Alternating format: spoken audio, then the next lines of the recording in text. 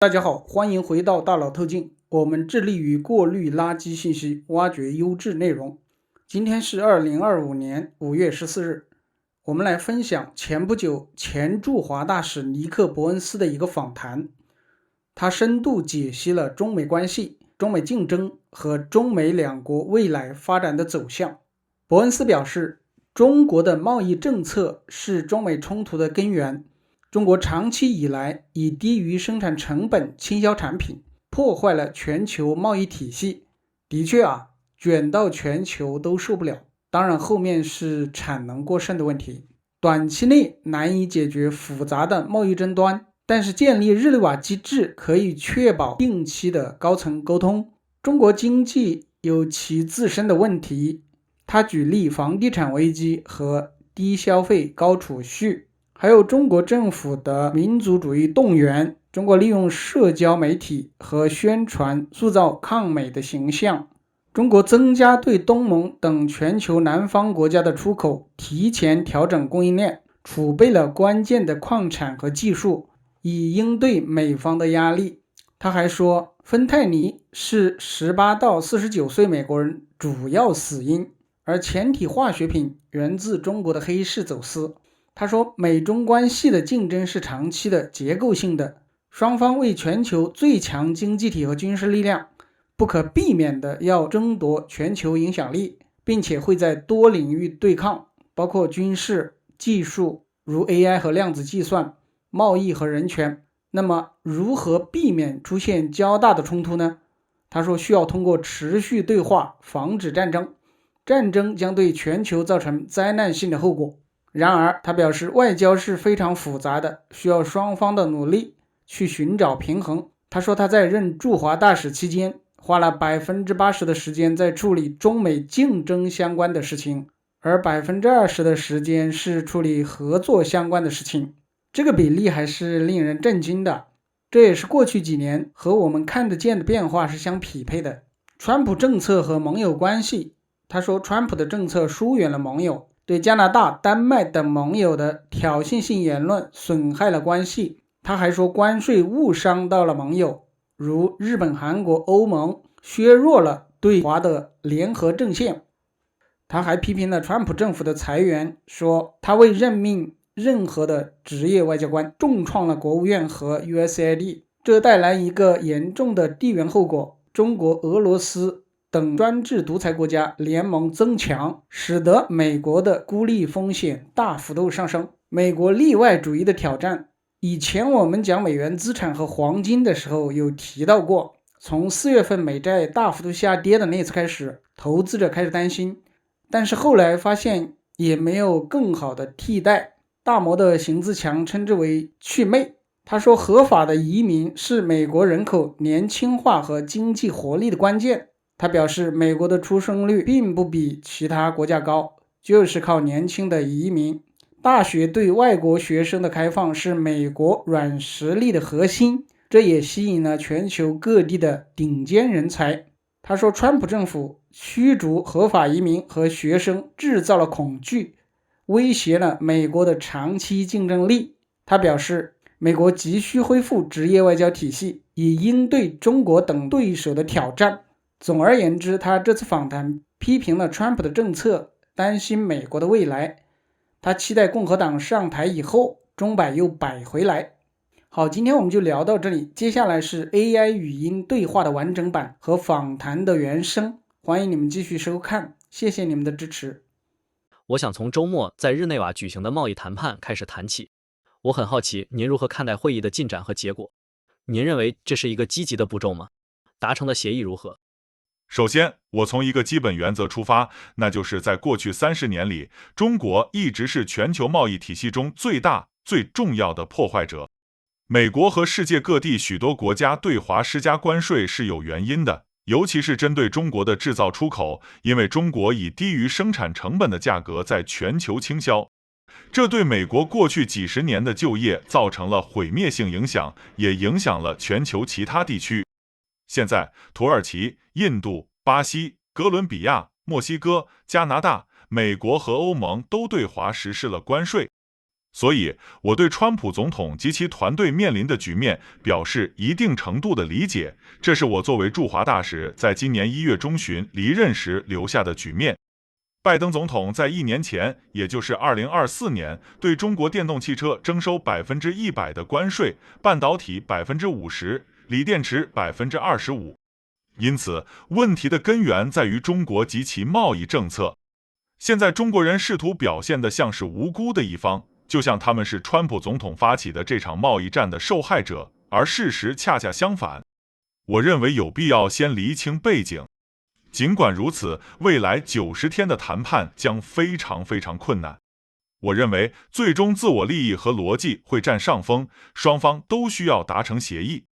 听到财政部长斯科特·贝森表示，双方原则上同意不想让两国的经济脱钩，这是令人鼓舞的。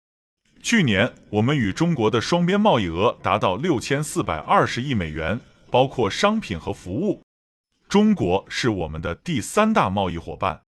大约100万个美国就业岗位依赖于对华贸易，而中国多达2000万个制造业岗位依赖于与美国的贸易。因此，两国都无法承受切断经济联系以及私营部门在过去40年与对方经济体的数百万次互动。我认为最终会达成贸易协议，但实现这一目标的过程将异常艰难。在您的任期内，您试图修复在川普第1届政府期间恶化的关系，建立沟通渠道，重新建立经济和安全联系。当您离任时，您是否预料到事情会发展到今天这样，言辞变得如此激烈，关税已经实施？这是您设想的最坏情况，还是比那更糟？我完全没有预料到美国会对华征收145%的关税，或中国对美国商品征收125%的关税。这场贸易战实际上导致了贸易禁运。就在过去1周，没有货船在两国之间运输货物，制造商无法向对方国家出口。你会看到传统上对两国经济都很重要的商品出现严重短缺。所以我完全没有预料到这种情况。这目前是全球经济中最重要的事情，这也是我认为双方最终必须达成协议，以稳定全球市场的另一个原因。我们是全球最大的2个经济体，对全球经济的健康有深远影响，但我们也需要全球经济以理性、稳定的方式运作。风险太大了，我没有预见到这种情况，我想很少有人预见到。记得川普作为候选人时承诺对中国商品征收60%的关税，人们认为那已经是一场革命，而145%则是完全不同级别的革命。我们远未脱离困境。如果现在美国的对华关税定在30%，中国对美国征收10%，这些都是历史上很高的水平，许多贸易将无法进行。对制造商来说，以这样的关税水平进口商品在经济上是不划算的。这是一个紧迫的危机。我认为这将是川普政府和中国政府的最高优先级之一。但我希望冷静的头脑能占上风。从长远来看，为了美中关系的健康，贸易是重要组成部分。两国经济脱钩将对双方产生极其严重的负面后果。达成协议非常重要。贸易谈判通常需要1-2年甚至3年时间，如此复杂的谈判压缩到90天将是一个真正的挑战，但必须完成。您知道在两国之间建立对话有多困难？财政部长提到了一种协商机制，称之为日内瓦机制，以确保未来定期沟通。需要做些什么来确保这一机制得以实施？我们还不知道他们下一次会谈或会面的时间。我认为自我利益将推动未来90天的谈判以快速节奏进行。双方都承诺参与这一协商过程，而且这必须在中国的最高层进行。在习主席之下，决策者是副总理李峰，他是会见贝森部长秘书的中国代表团团长。贝森部长在全球享有良好声誉，他是美国方面的合理领导者，与美国贸易代表詹姆斯·格里尔一起。所以合适的人选将参与其中，但谈判必须以非常快的速度进行，需要极大的敏捷性和决心来完成目标。刚才您提到中国如何描述这场贸易战和谈判的进展，我很好奇您认为这种宣传有多有效？他们是否觉得自己在这场谈判中占了上风？世界是否认为他们占了上风？中国媒体、民族主义媒体，甚至某种程度上，中国政府一直在宣称他们坚持住了，表现得很坚强，面对美国的关税威胁没有退缩。他们在全球南方国家中大肆宣扬这一立场。习主席刚刚在一次重要峰会上接待了南美洲的大多数主要领导人，他还访问了东南亚的东盟国家。他们显然在向美国传递信号：你们无法欺负我们，我们有其他选择。你可以看到，中国对东南亚邻国东盟组织的制造出口大幅增加，他们非常明确地在挺身而出。这已成为一个民族主义问题。当副总统 J.D. 万斯称中国人为农民时，这是一个非常不幸的用词，在任何情况下都不合适，但这在中国社交媒体上引发了强烈反响，而社交媒体在中国社会中是一股力量。所以，是的，中国政府试图将自己描绘成稳健、坚定的国家，敢于对抗美国。但我认为，中国也需要达成协议。这就是为什么他们与贝森部长会面的原因。他们的经济正在放缓。如果说2024年经济增长了 5%， 大多数经济学家会说可能更低。未来5到10年，他们将面临更低的 GDP 增长。他们还有持续的房地产危机和消费问题。中国人没有以理性方式消费，因为对国内投资环境的不确定性，他们倾向于存钱。中国经济有巨大的优势，但也有这些弱点。中国无法承受与美国长期的贸易战，这就是为什么他们坐在谈判桌上，同意在90天内达成协议。您在任期间了解到这个国家应对这种地缘政治考验的能力如何？您说他们无法长期承受，但请给我们一些关于他们如何为这一刻做准备的见解。我在2024年11月美国总统选举期间当然在中国。川普一当选并准备上任，中国就开始为贸易战做准备。他们预见到了这一点，认真听取了川普作为候选人的言论。他们重新调整了供应链，试图储备对他们重要的矿产和技术。他们对此有所预期。他们还有一个专制的政府体系，是一人统治。习主席说的话就是命令，他让中国人民为与美国的长期斗争做好准备。中国和美国一样，人们对自己的国家充满爱国情怀。我会说，中国社交媒体中有强烈的民族主义元素，数亿中国人活跃在社交媒体上。这是一个领导层要求人民坚强起来，保卫国家的时刻。他们认为自己做到了。您是否清楚美国具体来说，川普政府希望美中关系是什么样子？我注意到一种言辞上的变化，比如几天前，美国贸易代表詹姆森·格里尔用非常负面的措辞，而川普总统在协议宣布后却说关系非常好。美国此时希望这种关系是什么样的？我认为我们还没有看到川普总统对中国政策整体的完整解释或阐述，因为这是美国在全球最重要的关系，也是最复杂、最棘手的关系。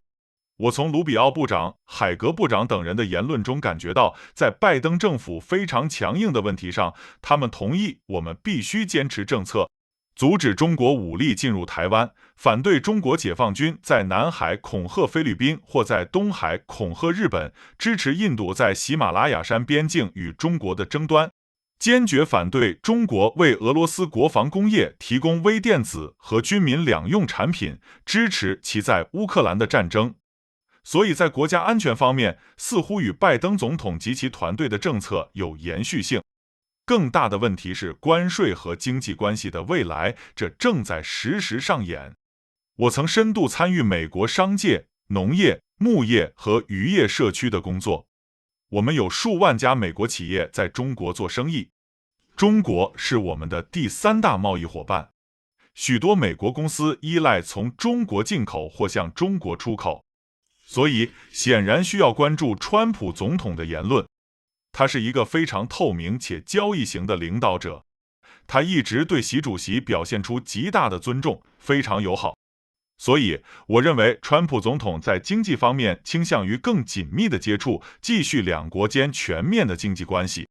我认为，如果我们继续与中国贸易保持这种经济活动水平，同时在技术、人工智能、量子计算、生物技术以及我提到的国家安全问题上与中国竞争，这将是件好事。在这些领域，中国的行为极其激进，我们必须找到威慑的方法。您在任期间花了很多精力处理芬太尼问题。如果我没记错，您曾指出，仅靠制裁中国是不够的，必须在安全和执法方面进行合作，确保制造芬太尼的化学品无法流通。您对这个具体问题是否有清晰的了解？拜登政府对此讨论很多，明确表示这是未来90天期之后希望谈判的内容。他们希望芬太尼生产方面有什么变化？我认为川普总统正确地将芬太尼列为美中关系的首要问题之一，因为芬太尼过量死亡是美国的一个公共卫生危机，是18至49岁美国人死亡的主要原因。事实是，合成阿片类药物的大部分前体化学品来自中国的黑市，而不是中国政府。中国是一个专制国家，有专制政府，完全有能力阻止这些前体化学品的流动。拜登总统将此列为首要任务。在过去1年半的政府任期内，我们成功说服中国政府逮捕了制造这些前体化学品的人，关闭了在线平台。我们开始扩大执法合作。我认为川普政府接受了这一点，并试图进一步推进。我认为他们这样做是对的。截至5月14日，目前对华30%的关税中，10%是对所有国家的互惠关税，20%是针对芬太尼的。这是对中国的一个很好的提醒。如果他们不与美国合作，应对我们面临的这一重大健康危机，将付出代价。所以，我认为这是川普总统的一个主要优先事项。美国很快将在北京迎来一位新大使，大卫·珀杜已经获得确认。我想知道您是否与他交谈过，交换过信息？您会给他什么关于这个角色的建议，以及您发现自己如何才能最成功？我确实与他交谈过。我告诉他，也在美国社交媒体上公开说过，我祝贺他获得任命，我愿意以任何方式帮助他。我祝他取得最大的成功，因为我们在这个问题和对华政策上承担了太多，必须成功。我支持他的成功。我认为他非常适合担任大使。他在香港和新加坡从事过商业工作，作为参议员去过中国，参与了外交关系和武装部队委员会，这2个委员会与中国相关，他清楚自己想做什么，所以他很快将前往中国，接管我1月中旬离开的大使馆。我真心祝他好运。这是一份艰巨的工作，我发现这不是给胆小的人干的。我们与中国的关系是世界上最具竞争性的关系。想一想，中国是我们军事影响力和军事力量在印太地区的主要竞争者，是人工智能、生物技术、量子计算等主要技术上的主要竞争者。这些技术将构成全球经济未来的基础。它是我们的第3大贸易伙伴，但贸易和关税关系问题重重。显然，最重要的一点是，我们相信人类自由和人权，而中国政府并不践行这些。他们严重侵犯自己人民的人权，所以这个关系承载了太多。美国大使必须是与中国竞争，帮助加强美国在这些问题上立场的关键人物。但与此同时，这也是复杂的地方。大卫，中国是我们最大最强的竞争对手，但在某些问题上，中国是我们最重要的伙伴之一。我们是全球经济的真正管理者。现在的关税问题正在体现这一点。在气候变化方面，我们是2个主要的碳排放国，所以拜登总统认为与中国合作非常重要。如果想在芬太尼问题上有所作为，我们必须与中国合作。所以我一直认为这不是对半分的平衡。我实际上认为我80%的时间花在与中国的竞争上，20%花在合作事务上。我认为这个比例是合适的。但这使得关系非常复杂，你必须一方面捍卫、推动和抵抗，另一方面又必须伸出手与他们合作、握手。这是担任美国驻华大使的现实。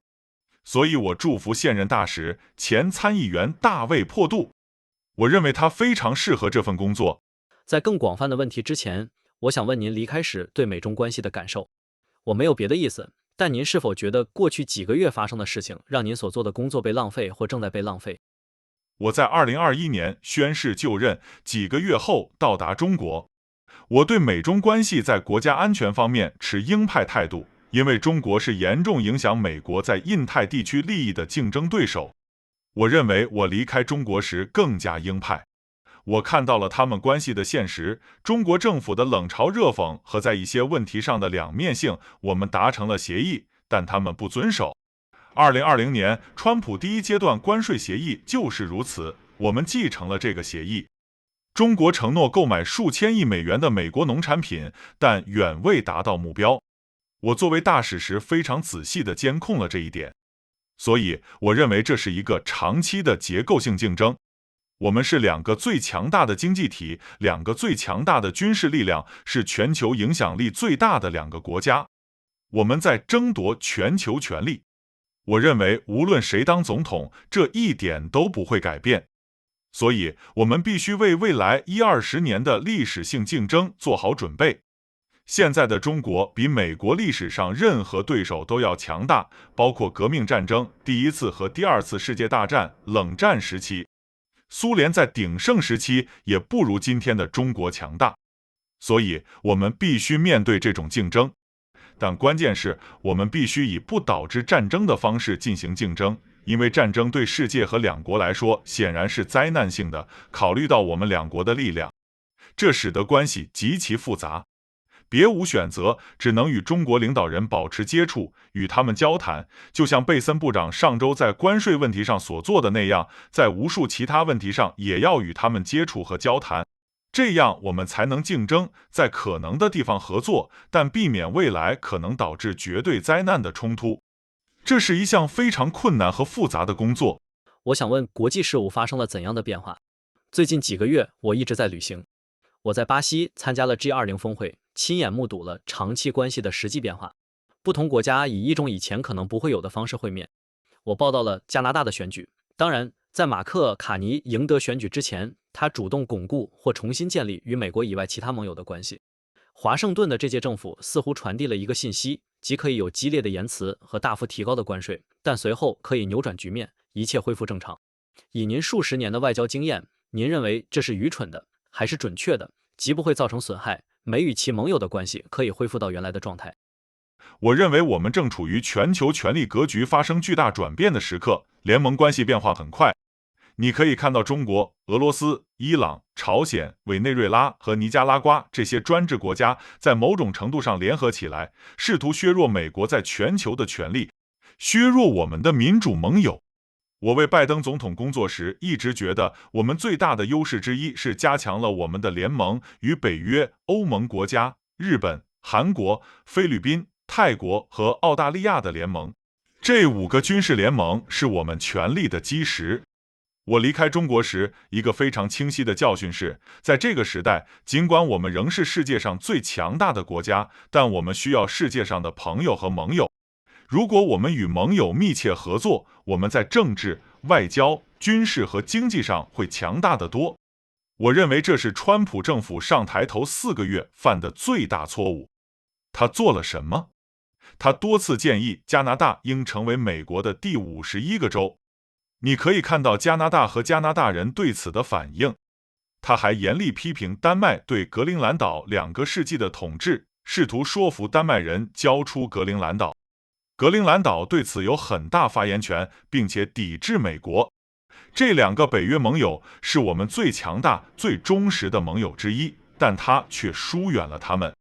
同时，在贸易战中，如果川普只针对中国，而不是对日本、韩国、欧盟、加拿大和墨西哥施加高关税，所有这些国家都会站在我们这边。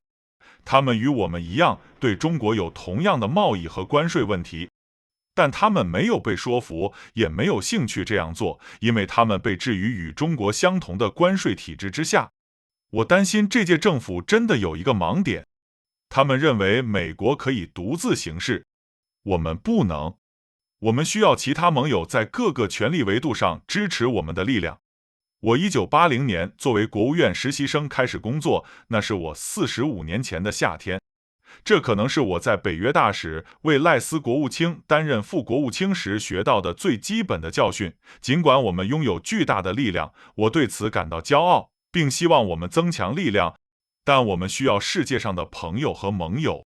这是川普政府的自摆乌龙。如果他们希望有效，必须扭转这一局面，因为中国正在形成一个集团，与俄罗斯、伊朗和朝鲜的集团是一个强大的集团。你需要一些东西来对抗它，那就是北约和东亚盟友。我们经常在商业和经济领域谈论美国例外主义，我知道这个词也在国际事务中使用。有些人担心这种例外主义正在减弱或可能消失。您也有这种担忧吗？结合我们谈到的与盟友的关系，疏远盟友，您担心美国的独特性受到威胁吗？美国是一个例外国家，它的例外性在于我们在世界上的行为方式和我们如何在全球建立自己。我们是承诺与世界其他地区进行自由贸易和公平贸易的国家，而不是高保护主义壁垒。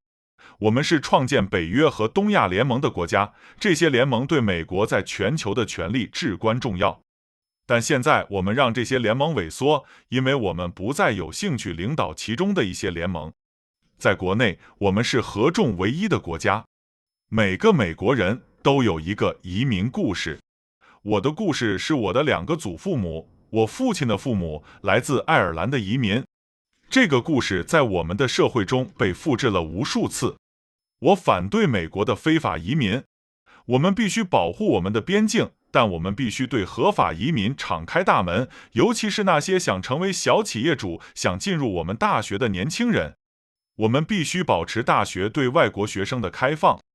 但看看川普政府在大学校园制造的恐惧氛围，外国学生担心在期末考试前被驱逐出境，合法持有绿卡的人却被围捕和驱逐。这是美国的生命线。自由女神像是我们最著名的象征之一是有原因的。我们欢迎来自世界各地的人，他们通过一波波移民让我们更强大。从政治学和强国角度看，我们是世界上所有大国中人口第2年轻的国家。印度是最年轻的，但这仅仅是因为移民。我们的出生率并不比中国、日本、韩国、欧洲高多少，但因为移民而更高。我看到这所大学、移民学生和难民学生对大学的贡献。我真的担心一个封闭的美国否认和关闭让我们伟大的东西。让美国伟大的主要因素之一是什么？有很多事情可以解构和削弱像美国这样的大国。我们必须强化林肯所说的更好的天时，称之为我们天性中更好的天时。记住是什么让美国伟大。您还能认出今天的国务院吗？您在政府服务了45年，考虑到已经发生的裁员和优先级的变化，它对您来说还能认出来吗？与您45年前第一次加入时相比有多不同？大卫，我这样回答。我一生在国务院和白宫服务，在华盛顿和海外工作。每个政府机构都应该而且可以接受改革。每个政府机构都存在浪费、欺诈和滥用。你需要持续的改革。但对美国国际开发署 USAID 挥舞大锤，在1周内解雇8000人，没有思考，没有计划，不知道自己在拆除什么，这是巨大的错误。把无党派的公务员、军官、外交官视为不忠诚，因为他们为拜登总统或布什总统工作。像我这样的人为2党服务。我们宣誓效忠宪法，保持无党派。但川普政府上台以来，没有任命1名职业外交官担任大使。他们任命了许多政治任命者，但没有从我们现役职业外交官中选人。我们的17名副大使、驻外使馆的2号人物已经被分配到这些岗位，并准备就职，却被告知他们不去。许多人，如果不是全部，都是女性和有色人种。现在，我们的公务员系统正面临危机。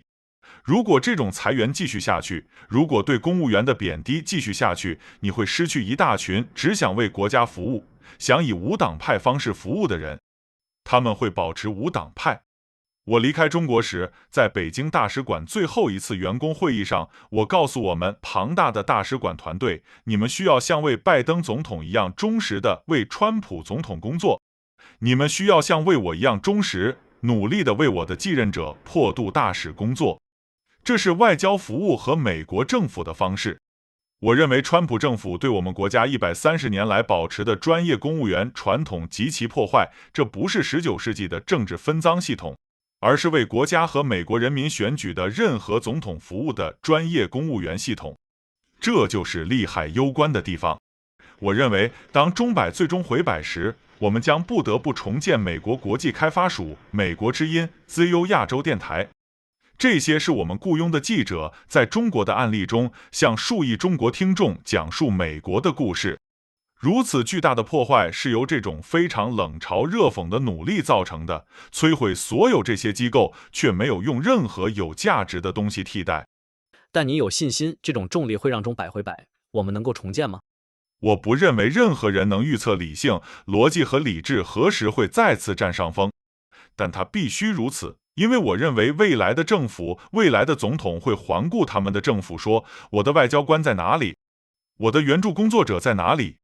我们如何开展疫苗计划、全球健康计划、扫盲计划？这些是我们应该在全球做的，因为美国人是慷慨的民族。我的外交官在哪里？为什么我没有30年或40年经验的外交官？他们都在川普政府上台的头几周和几个月被草率解雇了。这是一个真正的国家危机。我大胆假设您与北京大使馆的人保持联系。很多人关注华盛顿特区的裁员，但像北京这样的大使馆，这些裁员对它的运作意味着什么？我不能代表我在中国的使馆团队说话。我在1月20日之前离开。你知道，我们的传统是离开就离开，你不再参与。显然，川普团队必须进来管理那个大使馆，所以我不能为他们说话，但我可以为华盛顿被解雇的很多人说话，为现在认真考虑离开的很多人说话。这些人毕生的志向是为财政部、国防部、国务院或商务部工作，他们只想为国家服务，但他们被当作二等公民对待，面临美国历史上从未见过的巨大裁员。像这样的事情从未发生过。在某些情况下是联邦政府机构的整体摧毁，在其他情况下是几乎非理性的裁员规模。因为这不聪明，会削弱我们。我可以告诉你，谁对此真的很高兴？中国政府。他们在外交上与我们竞争，看谁有更多的大使馆和领事馆。他们以我们无法管理的速度雇佣新外交官，这在全球很重要。这关系到我们在全球每个角落与他们竞争时是否有效。最后，我想问您对这里的哈佛肯尼迪学院的学生说些什么？他们来这里学习您的经验，学习几十年来实践和完善的艺术。他们一定有很多学生在想，他们预期的职业道路是否已被封闭？您之前描述的那种从国务院实习生开始，一步步晋升到领导美国最大使团的阶梯，是否已不复存在？您对他们说些什么？我对哈佛的学生，对全国像我一样的学生说，坚持住，坚持你们的理想，想一生为美国、为你的国家服务是件好事，想站在公共广场上是件好事，罗斯福称之为公共服务的舞台。我坚信未来的总统，无论哪个党派，都会希望重建我们的能力，拥有一个完整的国务院和美国国际开发署，以便我们在世界上有效捍卫自己。准备好自己，努力学习，不要放弃公共服务的梦想，因为如果这个国家的年轻人觉得我不能在联邦政府服务，因为我不受欢迎，那对我们的国家将是多么大的悲剧。作为联邦政府的职业官员，我们需要无党派的美国人代表我们，不论党派忠诚。这就是我们在联邦政府服务和美国军队中的方式。这就是我们所有人宣誓捍卫宪法的誓言，不是对任何党派的总统的誓言，而是对宪法，我们将保持无党派。这是巨大的资产。如果我们让它萎缩，而这届政府正在这样做，将对我们的国家造成巨大损害。最后，这对您个人来说是什么感觉？作为一位以无党派方式服务过4位两党总统的人，您发现自己在呼吁学生坚持下去，为他们辩护，因此可能被一些人认为是在以党派方式行事，反对这届政府的做法。这对您来说一定是一种陌生的感觉。我所倡导的不是党派行为。我为共和党总统和民主党总统工作，作为职业外交官，我的誓言是对宪法、对国家。所以，倡导一个强大的国务院外交团队，一个强大的美国国际开发署，一个强大的军队，我认为这是爱国，而不是党派。不是所有事情都必须与政治有关。我们国家的一大优势是联邦政府的工作队伍不涉及政治，但他们现在被政治化了。他们被惩罚，被告知因为他们为拜登总统工作而不可信。我的所有高级同事都为乔治 ·W. 布什总统及其父亲克林顿总统、奥巴马总统和拜登总统工作过。他们都在川普第一任期内为他工作。那时没有大规模裁员。所以现在为什么变了？我认为美国政府朝这个方向走是极其短视的。I want to start with the meetings that took place over the weekend in Geneva, and I'm curious sort of how you look at the way they unfolded and the outcome of them. Do you see it as a positive step, the agreement that was come to? Well, first of all, I start from a first principle, and that is that China's been the largest and most important disruptor in the global trade system for about 3 decades right now. There's a reason why the United States and many other countries around the world have placed tariffs on China. China's manufactured exports in particular is because China's been dumping them around the world below the cost of production. And it's been a killer for jobs, both in the United States historically in the last several decades, but also around the world. You have a situation now where Turkey and India and Brazil and Colombia and Mexico and Canada and the United States and the European Union have all put tariffs on China. So I have a degree of sympathy for the situation that President Trump and his team inherited, which was a situation that we left when I left in mid-January as ambassador to China. President Biden, a year ago, May 2024, placed 100% tariffs on Chinese EVs, 50% on semiconductors, 25% on lithium batteries. So the root of this problem is China and Chinese trade policy. The Chinese are trying to act now. You saw it in the statements over the weekend from Vice Premier He Lifeng, is that they're the innocent party, that they are the victim of this trade war by President Trump, when in fact, and that they're the responsible party, when in fact the reality is quite different. I think it's important to set the stage. Having said that, these are going to be very, very difficult negotiations over the next 90 days. I think in the end, self-interest and logic will prevail. Both sides need an agreement. It was encouraging to hear Treasury Secretary Scott Bessent say that they had agreed in principle they don't want to decouple these two economies. Last year we had a $642 billion two-way trade relationship in goods and services with China. China's our third largest trade partner. About 1 million American jobs depend on trade with China. Upwards of 20 million manufacturing jobs in China depend on trade with the United States. So neither country can afford to sunder the economic ties and the millions of interactions that our private sector has had with the Chinese economy over the last 40 years. And I think in the end, there will be a trade agreement. But getting there, I think, is going to be extraordinarily difficult. During your tenure, you were trying to, if I may, rehabilitate a relationship that had worsened during the first Trump administration, develop conduits for communication, reestablish economic and security ties. When you left that post, could you have envisioned this turning out the way that it has, in terms of how the rhetoric has been ratcheted up, the tariffs that have been put in place? Is it the worst case that you envisioned, or worse yet still? I certainly did not anticipate 145% American tariffs on China or 125% Chinese tariffs on American goods. And the trade war that has resulted effectively led to a trade embargo as of the past week, when no ships were sailing with goods back and forth, when manufacturers couldn't export to each other's countries, and you see the significant shortage of goods that traditionally are important to both economies. I didn't expect that to happen at all. And that's the most important thing happening in the global economy right now, which is another reason I think that eventually both sides have to agree to a deal to calm global markets. We're the two largest global economies, so we have a profound impact on the health of the global economy, but we also need the global economy to be functioning in a rational and stable way. There's so much at stake. I didn't see that happening. I think few people saw that happening. You remember candidate Trump pledged 60% tariffs on Chinese goods, and people thought that would be a revolution. Well, 145 was a revolution of a different magnitude. And I think, we're not anywhere close to being out of the woods. If the levels now are set at 30% tariffs on the American side imposed on China and 10% by China imposed on the United States, those are historically high levels. And a lot of trade will not be able to take place. It just simply won't be economical for people to be importing manufacturers at that level. So this is an urgent crisis. I assume that this is going to be one of the highest priorities of the Trump administration and of the Chinese government. But I hope that cooler heads will prevail. And I do think for the long term here, health of the U.S.-China relationship, trade's a major part of it.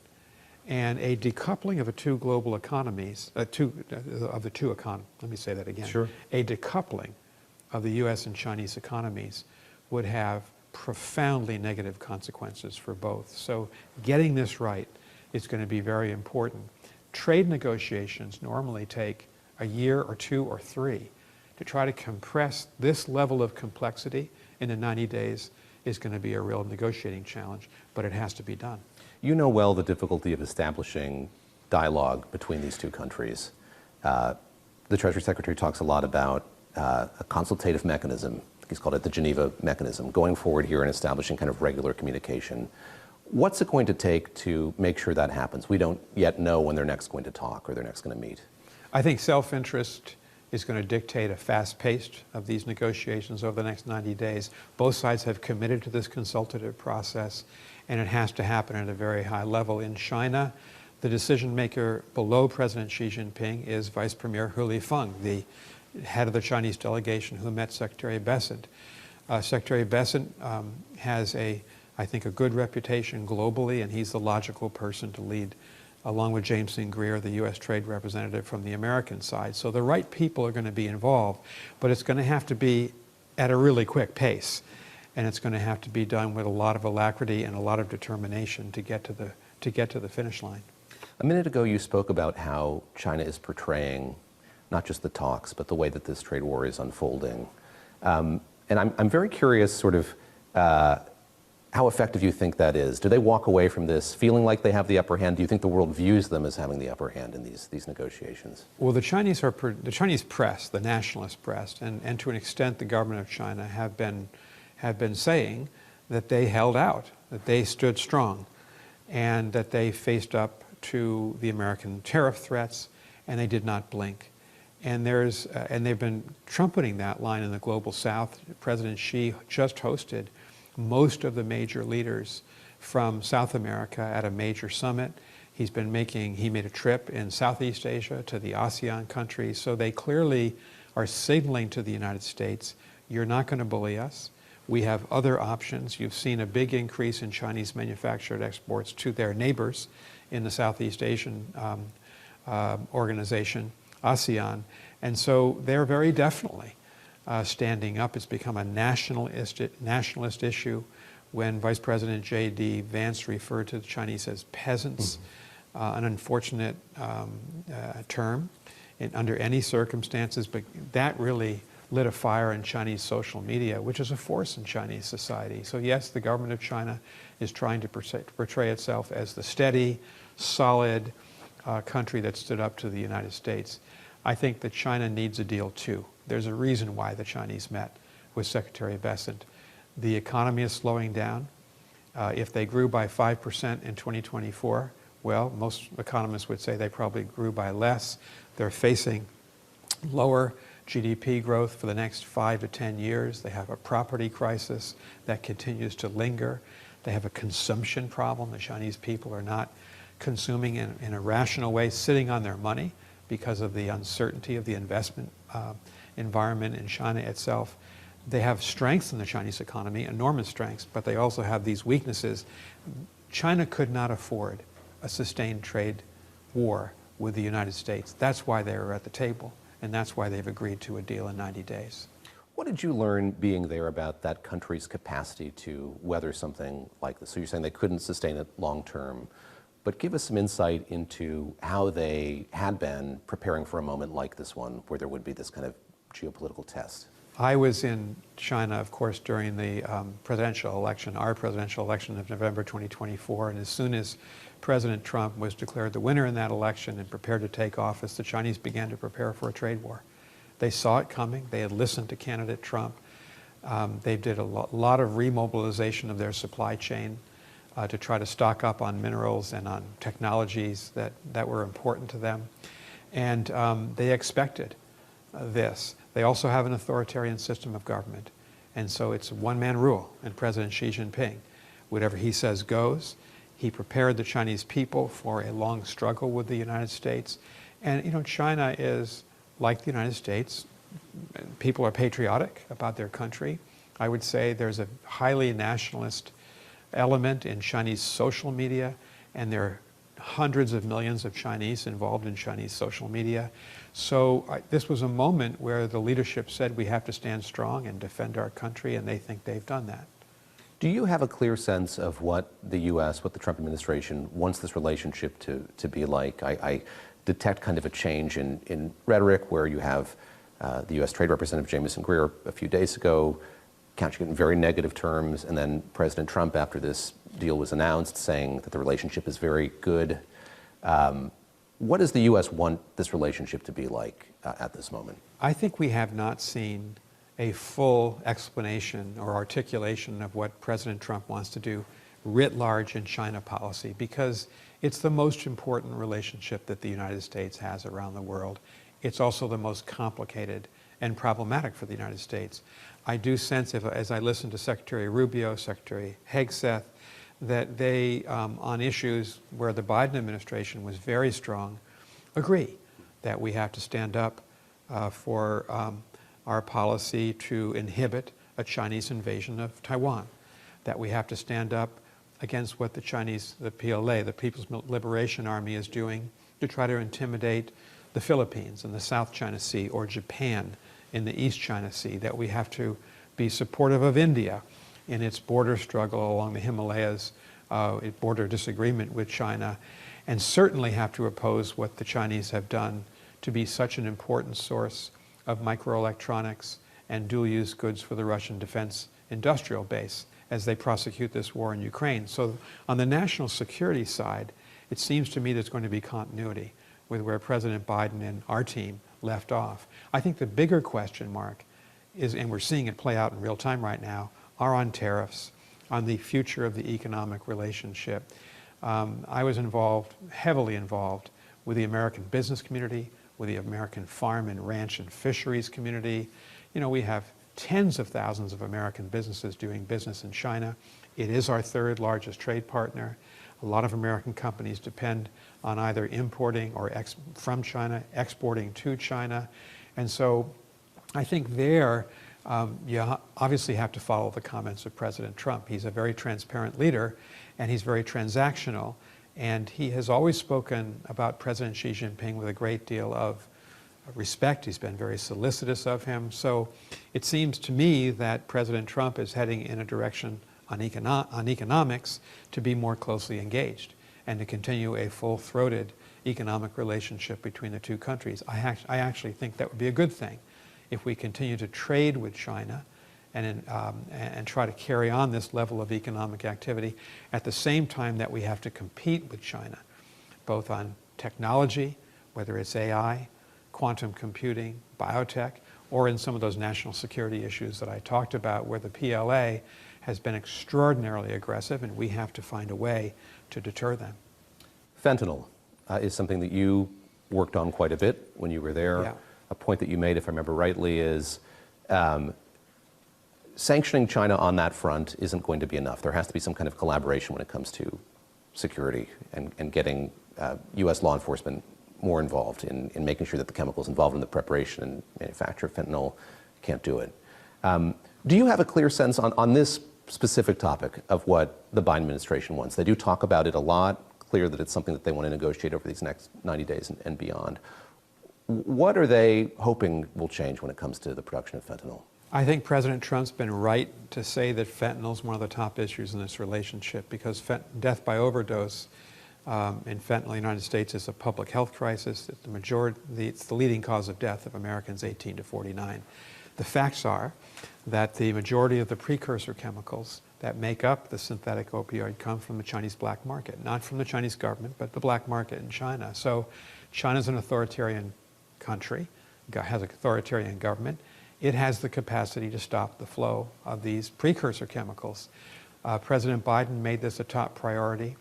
We, over the last year and a half of the administration, were able to convince the government of China to arrest fabricators of these precursor chemicals, to shut down online platforms. We began to expand our law enforcement cooperation. And I think the Trump administration has accepted that and now try to take it further, and I think they're right to do that. You know that the 30% tariffs on China right now, as it was of May 14th, 10% are the reciprocal tariffs that are placed on every country, 20% are for fentanyl. And I think that is a good reminder to the Chinese there's going to be a price to pay if they don't cooperate with the United States on this major health crisis that we're facing. So I think it's a major priority for President Trump. The U.S. is going to have a new ambassador in Beijing soon. David Perdue has been confirmed.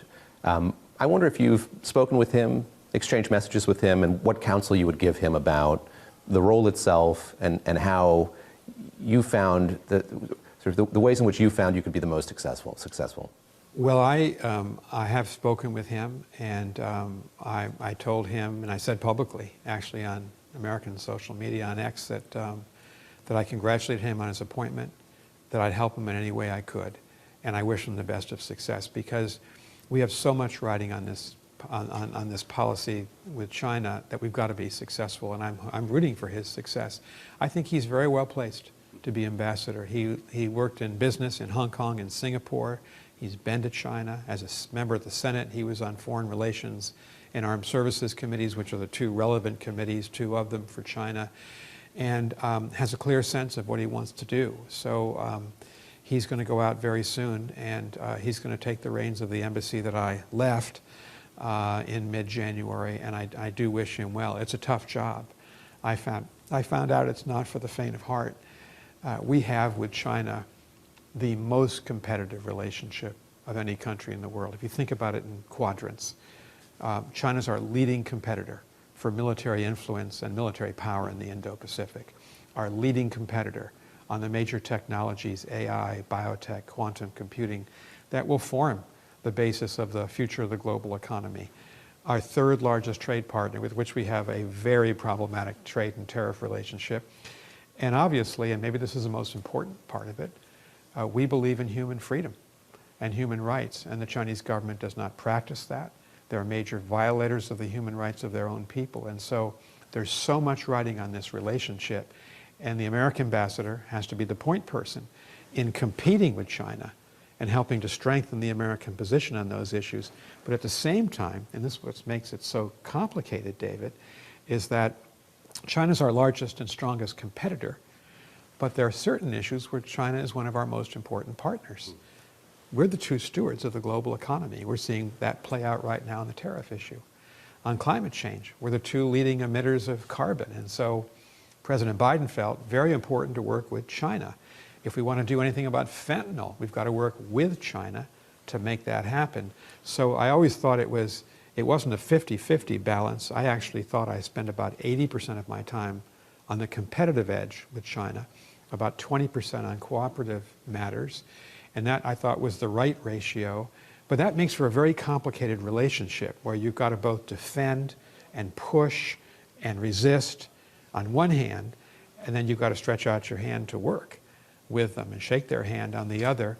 That's the reality of being the American ambassador to China. So I wish now Ambassador Perdue, former Senator David Perdue, well. I think he's a very good man for this job. Wrapping up before I kind of pull back and ask you some broader questions, I wonder how you felt about the relationship between the U.S. and China when you left.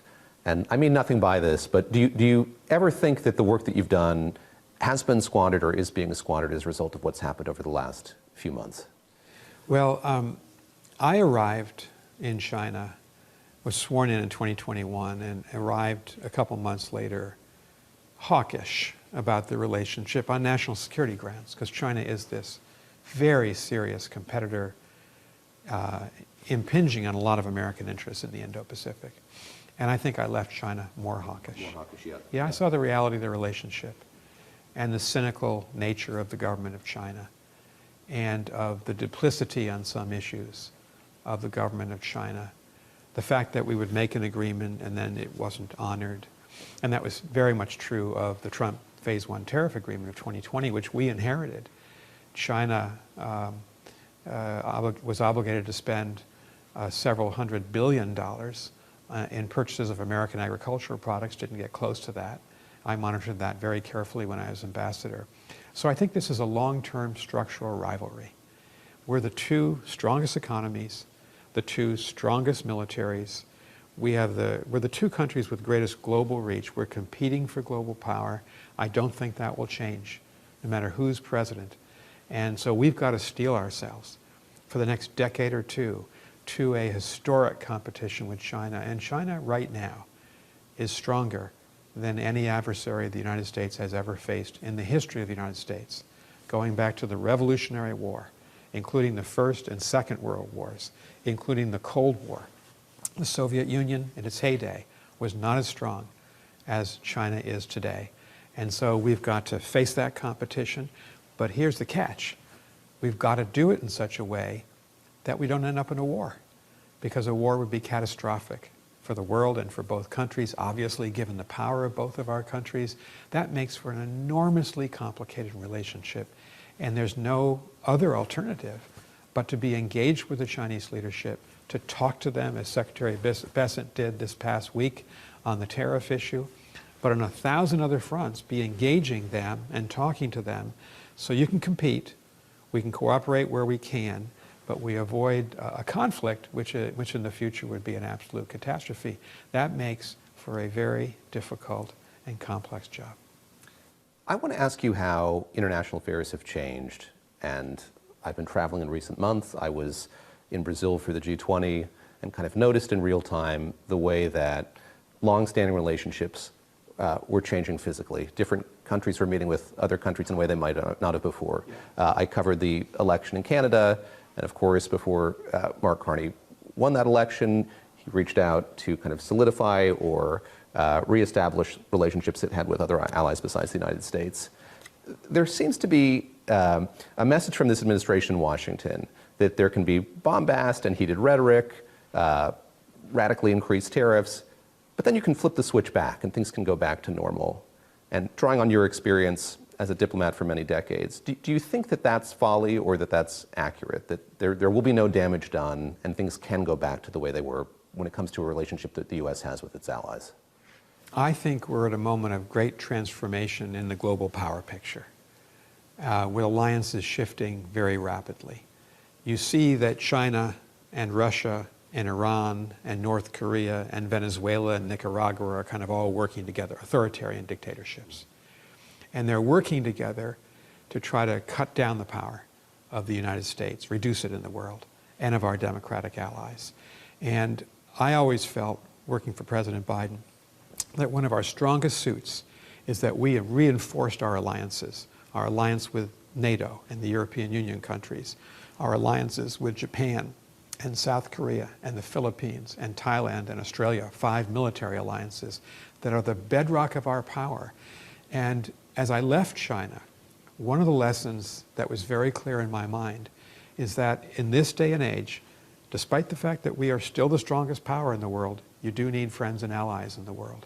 And that we are so much stronger politically, diplomatically, militarily, and economically if we think about working closely with allies. And I do think that's the greatest mistake that President Trump has made in his first 4 months in office. What has he done? He suggested that Canada, repeatedly, should be the 51st state of the United States. And you can see how Canada and Canadians have reacted to that. He's been heavily critical of Denmark for its 2-century rule in Greenland in an attempt to convince the Danes to hand over Greenland, and the Greenlanders have a lot to say about this and are resistant, to the United States. Here are two NATO allies that are among the strongest and most faithful allies the United States has had, and yet he has driven them away. And at the same time, on the trade war, if Donald Trump had faced China down, but had not placed high tariffs on Japan, South Korea, the European Union, Canada, and Mexico, all those countries would have been on our side of the table. They would have the same trade and tariff problems with China that we do, but they weren't interested in doing that once they were placed under the same tariff regime that China was placed under. And so I fear that the administration really has a blind spot. They think the United States can go it alone in the world. We can't. We need other allies to support our power across every dimension of power. I started as an intern in 1980 with the State Department. That's how old I am, 45 years ago this summer. And that's probably the fundamental lesson I learned when I was ambassador at NATO, when I was Undersecretary of State for Condoleezza Rice, is that despite our enormous power, and I'm proud of that, and want us to build our power base, we need friends and allies in the world. And so that's an own goal by the Trump administration. It's one that they've got to reverse if they hope to be effective, because the Chinese are forming a bloc. And that bloc with Russia, Iran, and North Korea is a strong bloc. You need something to counter it. It's called NATO, and it's called the East Asian Allies. We talk a lot in business and economics about American exceptionalism. I know that that's a phrase that's used in international affairs as well. And there is this fear in some corners that it's waning or it could go away. Is that a real fear that you have as well, kind of picking up on what we were talking about the relationship with allies, alienating allies? Do you worry that the uniqueness of the United States is in jeopardy? America is an exceptional country. It's exceptional because of the way we've acted around the world and the way we've built ourselves. Around the world, we're the country that promised free trade and fair trade with the rest of the world, not high protectionist barriers.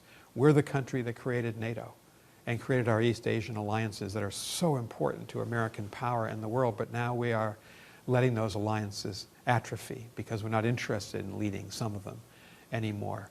And at home, of course, we're the e pluribus unum country. Every single American has an immigrant story. My story is two of my grandparents, immigrants from Ireland, my dad's parents. And that story has been replicated a million times over in our society. I'm against illegal immigration into the United States. We have to protect our borders. But we have to keep our door open to legal immigration, particularly young people who want to be small business owners, who want to go to our universities, and we have to keep our universities open to foreign students. But look at the climate of fear produced by this administration, the Trump administration, on university campuses, foreign students who worry about being expelled from the country before they can take a final exam, people who are in this country legally as green card holders, and yet they're somehow rounded up and deported. This is the lifeblood of America. The Statue of Liberty is one of our most famous symbols for one reason. You know, we welcome people from around the world, and they've made us stronger in waves of immigration. And I think even in political science, great power terms, we are the second youngest demographically of all the great powers in the world. India is the youngest, but only because of immigration. Our birth rate is not much higher than China, Japan, South Korea, Europe, but it's higher because of immigration. I see it at this university, what immigrants and what our immigrant students and refugee students contribute to this university, and I really worry about a closed America denying and shutting off what has made us great. One of the primary elements that's made America great is that. So there's so much that can be done to unravel and weaken a great power like the United States, and we've got to reinforce some of these better angels, as Lincoln put it, call on the better angels of our nature to remember what made America great. Can you recognize the State Department today? You spent 45 years in government service. Is it recognizable to you, given the cuts that have taken place, the priorities of it? How different is it from the place that you first went to 45 years ago? David, I'd answer it this way. I spent a lifetime in government at the State Department and White House, serving in Washington and overseas. Every government agency can be subject and should be subject to reform. There is waste and fraud and abuse in every government agency. You need perpetual reform. But taking a sledgehammer to USAID and firing 8,000 people in 1 week without a thought, without a plan, without actually knowing what you're tearing down, that was a huge mistake. Treating nonpartisan civil servants, military officers, foreign service officers, as if they are disloyal because they work for President Biden. Well, they also work for President Bush. They've worked, people like me work for both parties. We take an oath to the Constitution to be nonpartisan. But the Trump administration has not appointed a single foreign service professional ambassador since it took office. They've appointed lots of political appointees, but nobody from the ranks of our serving career diplomats. 17 of our deputy chiefs of mission are number 2 officials in embassies who were assigned to these jobs and getting ready to go, have been told they're not going. And many of them, if not all of that group, are women and people of color. And so there is a crisis in our civil service right now. And if these cuts continue the way they are, and if the denigration of our civil servants continue, you're losing a great group of people who just want to serve the country and want to do it in a nonpartisan way. And they will be nonpartisan. When I left China and held my last staff meeting, I told my staff in our very large embassy in Beijing, you need to work for President Trump as faithfully as you did for President Biden. You need to work for my successor, Ambassador Perdue, as faithfully and as hard as you did for me. That is the Foreign Service and U.S. government way. And I think the Trump administration has been extraordinarily destructive of this tradition we've had in this country now for about 130 years of a professional civil service, not a political spoils system, what we had in the 19th century, but a professional civil service that would serve the country and serve any president that the American people elected. That's what's at stake. And I think when the pendulum does swing back at some point, we're going to have to recreate USAID, recreate the Voice of America, recreate Radio Free Asia. These are journalists who we employ to tell the story of the United States, in the case of China, to several 100 million Chinese listeners of VOA and Radio Free Asia. So enormous damage has been done by this very cynical effort, DOGE, to tear down all these institutions and not replace them with anything of value. But you're confident that that force of gravity will swing the pendulum back, that we will be able to do that, we'll be able to recreate these I don't think institutions. anybody can predict when reason will prevail again and logic will prevail and sanity, but it has to. Because I think future administrations, future presidents will look around at their government and say, where are my diplomats? Where are my aid workers? How do we run vaccine programs, global health programs, literacy programs that we ought to be doing around the world? Because Americans are generous people. Where are my diplomats? Why do I not have any diplomats with 30 or 40 years of experience? Well, they were all fired, summarily, kicked out in the first couple of weeks and months of the Trump administration. It's a true national crisis. I'm going to go out on a limb and imagine you've kept in touch with folks at the embassy in Beijing, and I think a lot of focus has been on what these cuts have been like in Washington, D.C., but for a major embassy like that one, what have they meant for the way that it operates? I can't speak for my team at Embassy Mission China. I left just before January 20th, and you know, our tradition is you don't, when you leave, you don't get involved, and obviously the Trump team had to come in and run that embassy, so I can't speak for them. But I can speak for a lot of people who've been laid off in Washington, and a lot of people who are thinking now seriously of leaving. These are people whose lifelong ambition was to work for the Treasury Department or the Pentagon or the State Department or the Commerce Department. They just wanted to serve our country, but they're being treated like second-class citizens. And they're facing massive layoffs of the type that we've never seen before in the history of the United States. Nothing like this. The wholesale destruction of federal government agencies in some cases, and the almost irrational downsizing of the numbers of others. Nothing like this has ever happened before in the history of the country because it's not smart and it's going to weaken us. I can tell you who's really happy about this, the government in China. They are competing with us diplomatically for how many embassies and consulates each of us have. They are hiring new diplomats at a pace that we can't manage. And that matters around the world. It matters in our ability to be effective as we compete with them in every part of the world. I'd like to close by asking you what you're telling students here who are here at the Kennedy School, here at Harvard, to learn from your experience, to learn an art of diplomacy that has been practiced and perfected for many decades. There must be many students here wondering if the path that they predicted would be there has been foreclosed, that there's no ladder, the likes of which you've described before, where you could start as an intern at the State Department and work your way up to heading the largest mission in the U.S. What do you tell them?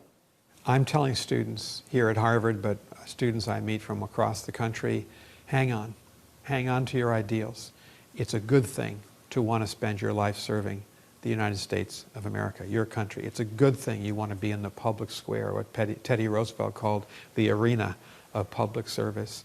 And that I'm just convinced that future presidents of either party are going to want to rebuild our capacity to have a fully fledged State Department and U.S. Agency for International Development so that we can be effective in the world and defend ourselves. And prepare yourselves, study hard, and don't leave that dream behind of public service, because what a tragedy it would be for our country if young people in this country felt, well, I can't serve in the federal government because I'm not welcome as a career official in the federal government. We need nonpartisan Americans out there representing us without any regard to party allegiance. That's what we have in the federal government service and in the U.S. military. That's the oath of office that we all take to defend the Constitution. It's not an oath to the president of either party. It's an oath to the Constitution that we will be nonpartisan. That's an enormous asset, and if we let it wither away, and this administration is doing that, it's going to do enormous damage to our country. Lastly, what is this like for you personally, somebody who has served for presidents from both parties in a very nonpartisan way, to find yourself asking students to hold on, calling for the return of these organizations, and in so doing, I guess being seen probably by some as acting in a partisan way. It's going against what this administration is doing. It must be a very foreign feeling for you to have. Well, what I'm advocating is not partisan. I worked for Republican presidents as well as Democratic presidents. And as a Foreign Service officer, a career diplomat, my oath was to the Constitution, it was to the country. So in advocating for a strong diplomatic corps in the State Department, for a strong USAID, for a strong military, I think that's patriotic. It's not partisan. And not everything has to be about politics. And one of the great strengths of our country is a federal government workforce that is not about politics. But they're being politicized now, they're being penalized. They're being told that they can't be trusted because they work for President Biden. All of my colleagues senior colleagues work for President George W. Bush and his father before it, as well as President Clinton and President Obama and President Biden. All of them worked for President Trump in his first term. There was no mass layoff then.